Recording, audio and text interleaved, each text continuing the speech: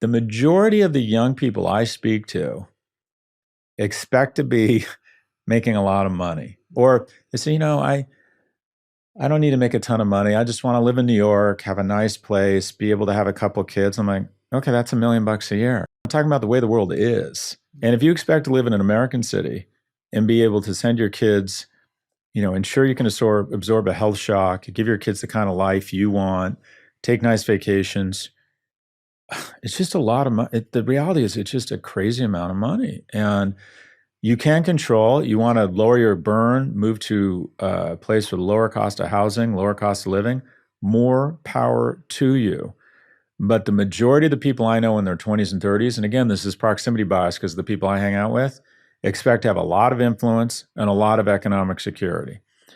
And we all know that guy or gal who is in great shape, great relationship with their parents, it just seems to rain money on them, is fit, has a food blog and donates time at the ASPCA. Assume you are not that person, right? Assume that you probably have to go all in on something if you want to.